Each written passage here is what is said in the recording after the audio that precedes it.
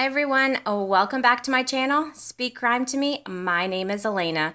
On today's episode, I'm going to give a quick update on the Idaho 4 murders and what we've learned in the last couple of weeks.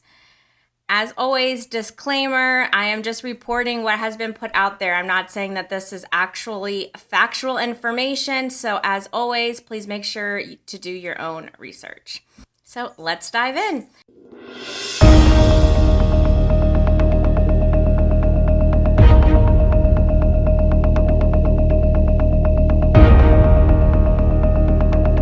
So the first thing that has come to light is apparently, and I think I mentioned this on one of my other recaps, there was a username XR, EXARR, that posted a rap song to SoundCloud 11 years ago, calling himself the devil. Diehard internet fans out there researching this case they believe that this was actually Bryan Kohberger. Apparently, it had said that it was posted by a Bryan in Pennsylvania, and we know that is where he's from. Another thing that has come to light is apparently at the state that Bryan was studying criminology, he was a PhD student there. They could have used, or they had access to, a crime lab that offered access to police body cam videos and live streams from security cameras. Along with this, we find out that Washington State University runs complex social interaction labs that gives authorized students access to police surveillance video and crime scene footage. The university has come out and denied that Kohberger actually had access to this lab. However, it has been told by an inside source that you actually did not need permission and you could enter these labs without permission. So kind of to link this all together, as you guys remember, there was multiple police calls that had been made for noise complaints and partying complaints to this house in Idaho. So many are saying that it could be possible that police had a body cam footage from these visits, these 3 visits that they had made, or possibly on dash cam videos. So I think they're trying to link that this could be a possibility that maybe Bryan had some more insight into the house by visiting this lab at his university. It was also known, if you guys remember, Maddie and Kaylee were seen at a food truck the night that they were murdered. Apparently this video, or the security footage of this area, was on Twitch, which is a stream of video, and he could have had access to that footage as well. Let's go back to the footprint that we know that was found. It was a vague footprint, or very a light footprint.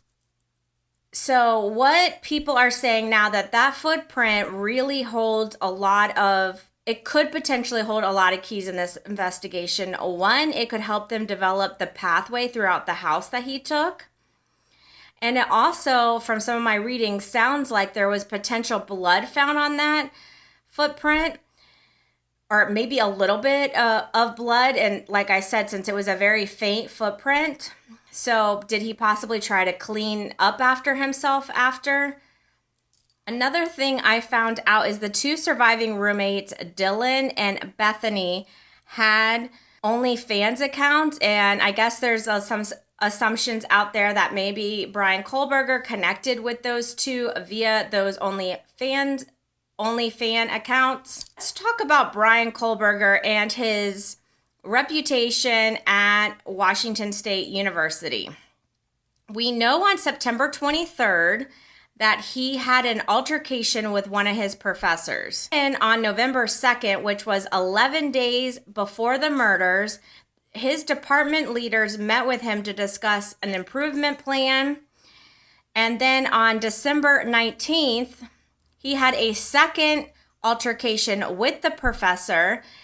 And it was noted after this point, they terminated him from his position with a formal letter. I believe this was after he left Washington State to travel back to Pennsylvania with his dad.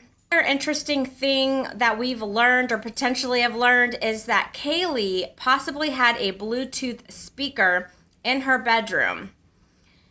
And as many of us know who have Bluetooth speakers in their house or in their cars, a lot of times phones try to connect to those.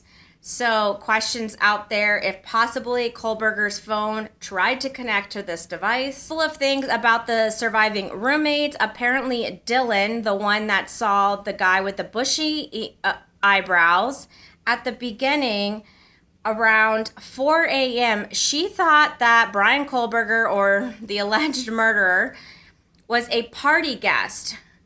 And she yelled upstairs, "Calm down, you're being loud, I'm trying to sleep." Find out later, as we know, Dylan locked herself in her bedroom after finding this creepy person. We now know that it's not Dylan nor Bethany who find Ethan and Xana. It's actually a best friend of one of the murder victims that found Ethan, and he's the one who called 911 with Dylan's phone. The last thing we found out, or an update regarding Bryan Kohberger, is apparently his neighbors have come forward saying that he had really bad insomnia, that he would keep his neighbors awake by pacing around his apartment, running the garbage disposal. Those are the current updates on the Idaho 4 murders and Bryan Kohberger. So I will, as always, keep you all updated with additional information. And please, please, please make sure you do your own research. I'm not saying these are facts, just saying what's out there.